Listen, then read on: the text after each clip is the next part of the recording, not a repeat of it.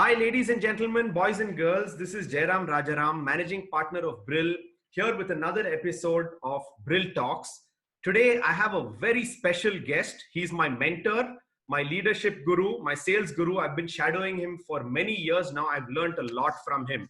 And I thought, my viewers could gain a lot from his insights. I'm very, very happy and delighted to welcome my relative, my uncle. He likes to call me his cousin, but he's my uncle. Uh, I'd like to welcome Global Head for Banking and Financial Services, Global Head BPO Services, CEO State Street Sintel JV, Mr. V.S.Raj. Welcome to the show, Raj. Thank you. Thank you. Thank you, Jairam. Yeah. Or should I So call you? Yeah. anything, no problem. So, Raj, I want to start off asking you about your initial years. You started off, I hear that you started off as a traveling salesman on a scooter, and today you're a global head managing three or even multiple roles across the world. So, can you just tell us a bit about your journey? Yeah. Thank you. Thank you. Actually, sometimes I feel that, when you look back, it's always nice to say that you went through some strategy and thinking. But when you start off, it's never really like that. And I must say, I started off way back, almost 30 years back.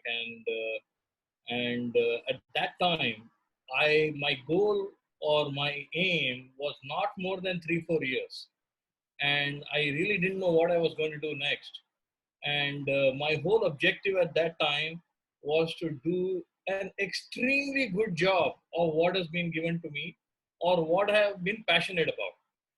And in those days, I started off selling in the automobile industry. And I had so much of the only thing I thought at those days that was important for me was a lot of self confidence. So I always believed I could go and interact with people, get the job done, and it really didn't matter which line I was. So I was passionate about automobiles, so I took that role. And I spent 5 years in Madhya Pradesh, going to every nook and corner. So I lived in Indore, in Bhopal, in Calcutta, in Delhi, in Gurgaon, in Bangalore. And my biggest learning is that you can do business when you build a lot of trust. And to me, I realized that we keep talking about win-win and we keep talking about all these management jargons. It's true, but the depth of it you understand when you start building trust with people. And several years later, I also read a book of Stephen Covey, and I would recommend everybody to go through that. That if you build that trust, whether it is in your company, whether it's in your relationship, whether it is with anybody, I think you will do extremely well. And it's not easy, but I would suggest that concept. Sure. So, when you first started off, what were you selling? So at that time, I was into automobile parts. Some of you folks may know that Lucas TVS was probably the leader in auto electrical, starter motor, dynamos, alternators, wiper motors, the entire electrical systems in the car. That's what I started. And we had a dealer network distribution.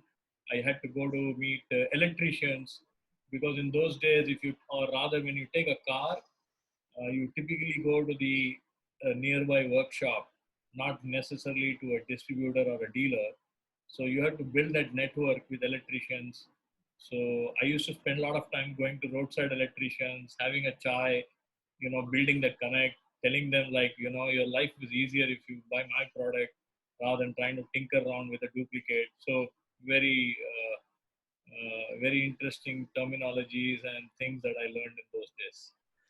See, I hear from Vidya, your wife, that you had a goal, you had a dream. Can you talk about that goal and dream, and did you actually achieve it?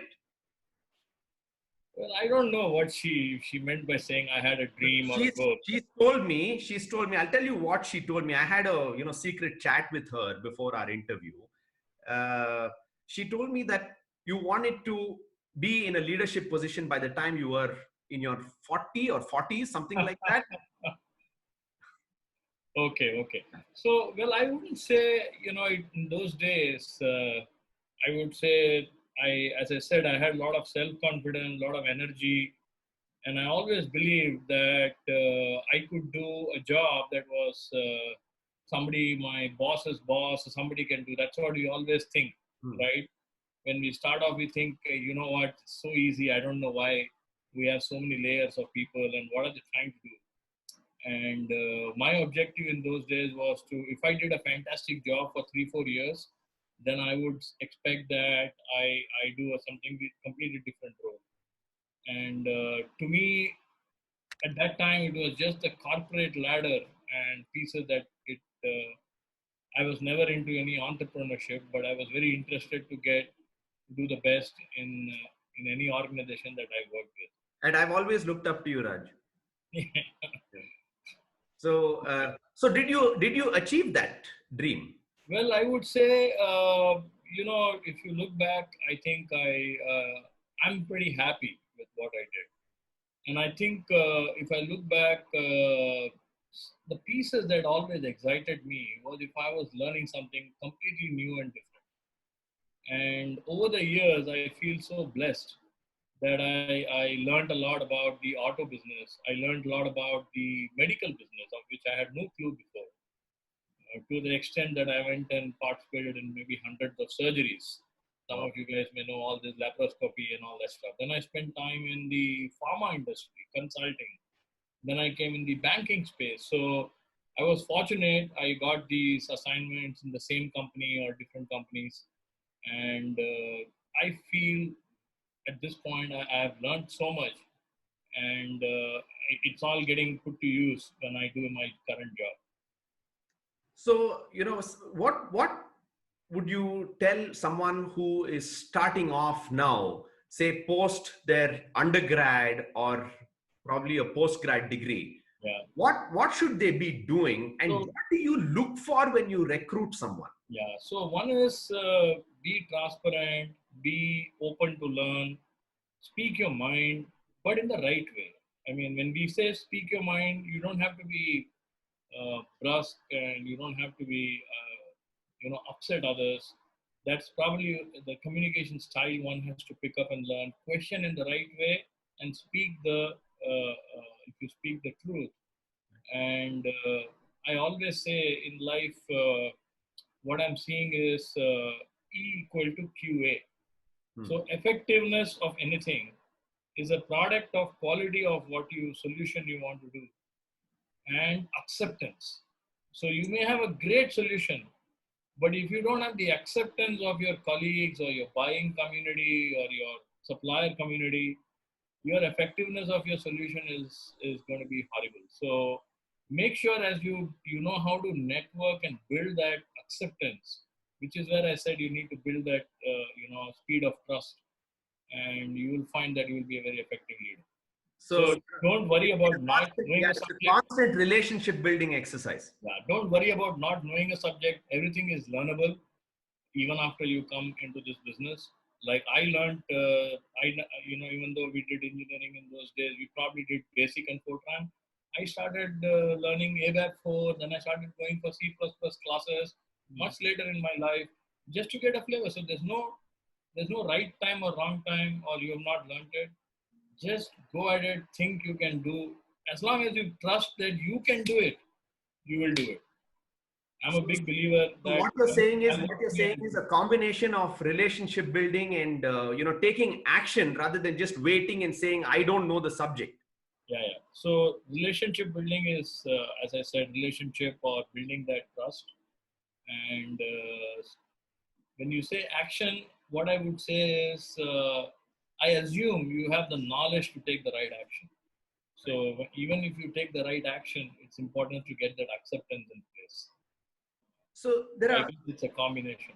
right. So not everyone wants to go on to become a leader. So what do you say is important is building depth in one particular area or being a generalist. What works today? Because we are in very very uncertain times today. And even now, you and I are learning Correct. about how to deal with this situation, and not anyone has any answers, but we've got to grapple with this situation and keep moving.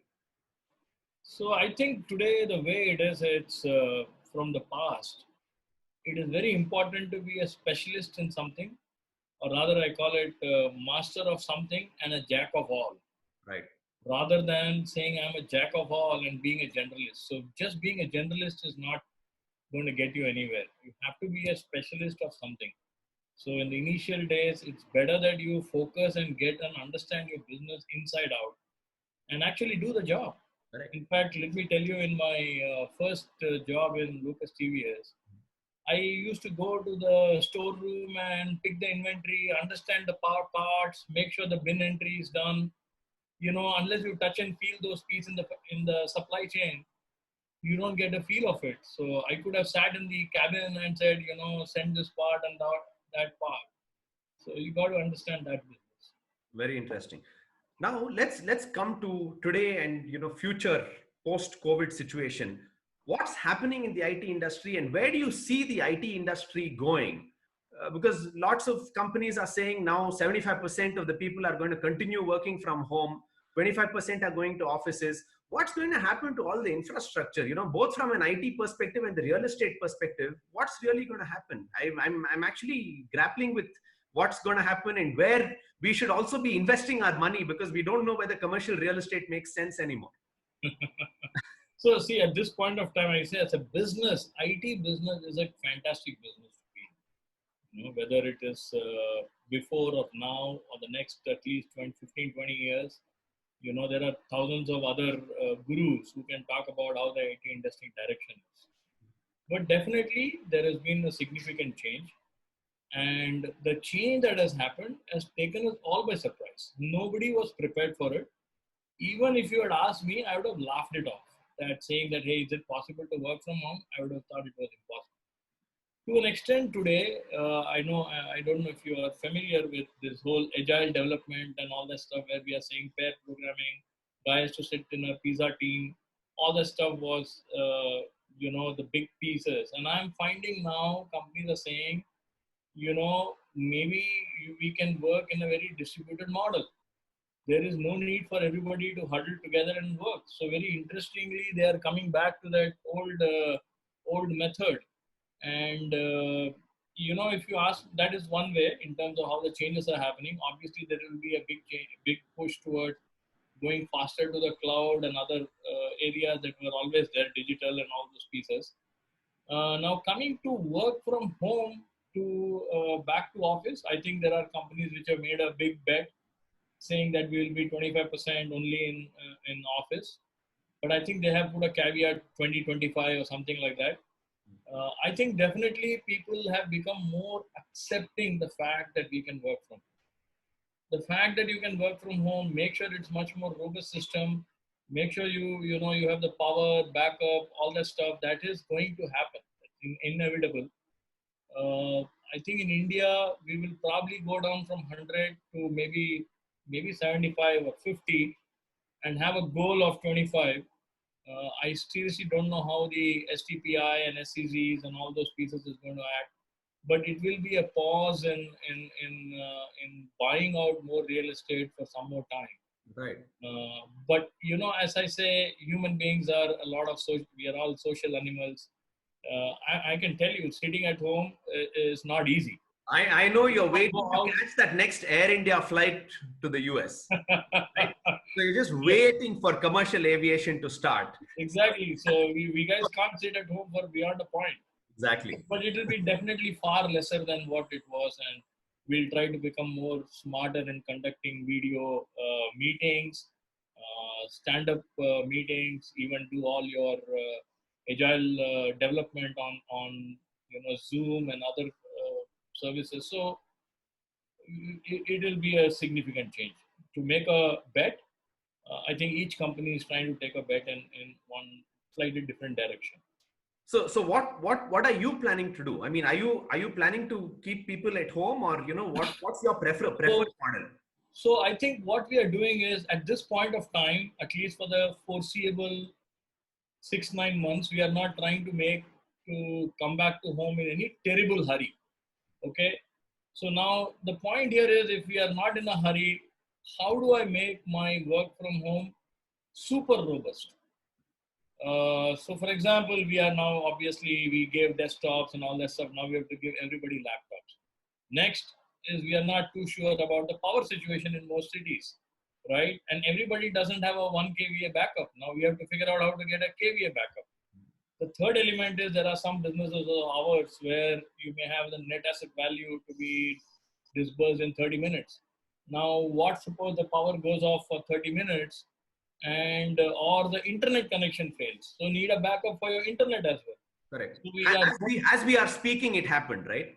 exactly. So you need an internet backup provider. So if you, for example, have an Airtel, go for a Geo or something else. You need a UPS that gives you uninterrupted supply beyond the battery backup, beyond the 5-6 hours, and slowly make it more robust to work from home. So that is inevitable. Now, having put all that investment in making work from home solid, the way we will look at coming to office is to make more, there is team bonding, meetings, we can do some more development work. So that's how we are looking at it. And each business is a little slightly different strategy. So where dev is there, it's different. Where BPO is there, slightly different. So we are doing it in that style. So thank you very much, Raj. That was a fantastic interaction. Great insights. Thank you. It was a real pleasure talking to you. Thank you. Thank you. Thank you, Sujay. Bye, Raj. See Bye. you.